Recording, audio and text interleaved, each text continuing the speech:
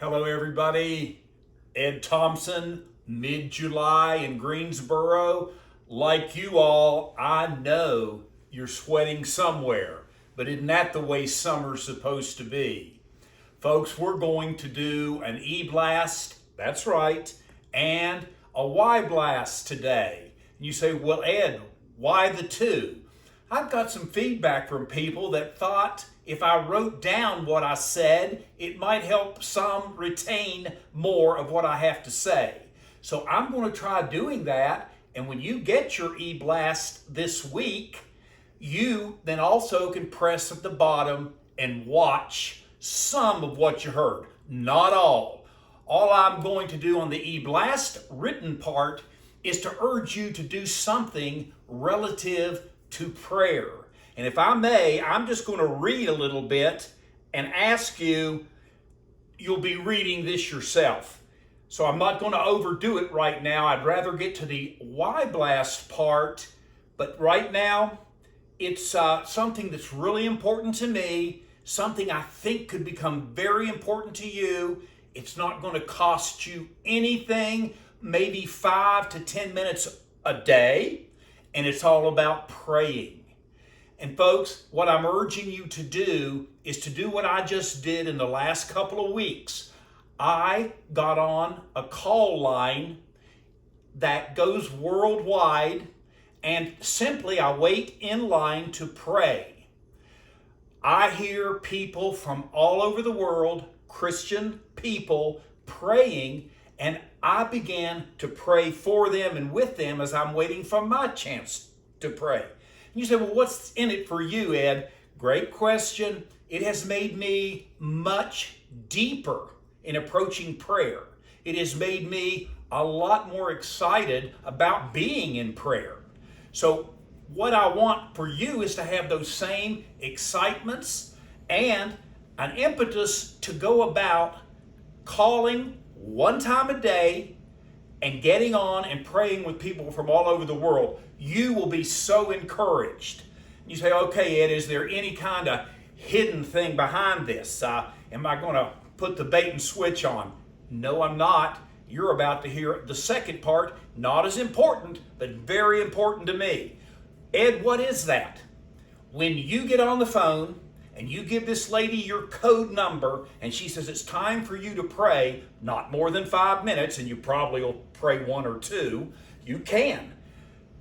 There's a wealthy man in this country that pays Child Evangelism Fellowship $12 for your one prayer on that one day.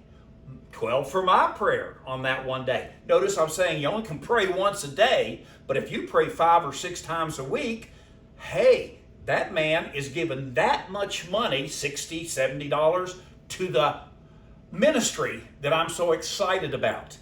Folks, let me be clear. I'm a volunteer, so I'm not really getting any of that money, but I'll tell you who is. Young children in schools and in the elementary especially, that of course need to hear the gospel of Jesus Christ. It's exactly what I'm going to be doing in the fall, depending on how all that shakes out. So I just want you to know, if you can tell that I'm excited, I've written it and I'm telling it. And I just want you to know that all the other details are going to be on here. You can follow those details, get on and get with it, because it'll make you more of a joyous prayer warrior. Hey, how about it? Let me switch real quick. This morning, folks. This morning, I'm in a meeting and I asked the guys, in light of the times we live in today, what are the walls in your life that need to come down? And of course, there was a story and is right here in Joshua 6. Just going to read 5 verses. Now the gates of Jericho were tightly shut because the people were afraid of the Israelites. No one was allowed to go out or come in.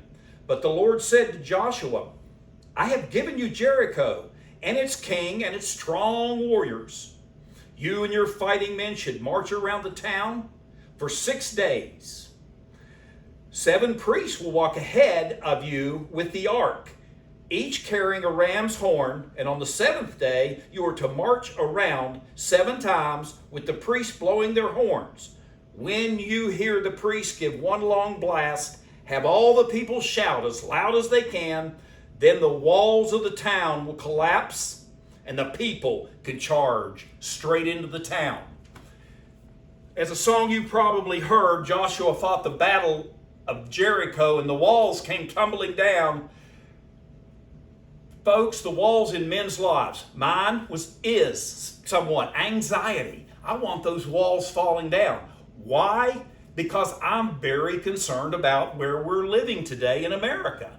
As I went around the room, the men were just as anxious and began to let their hearts out and their walls down, saying, how are we going to navigate through the next few weeks, months, and years the way America is going?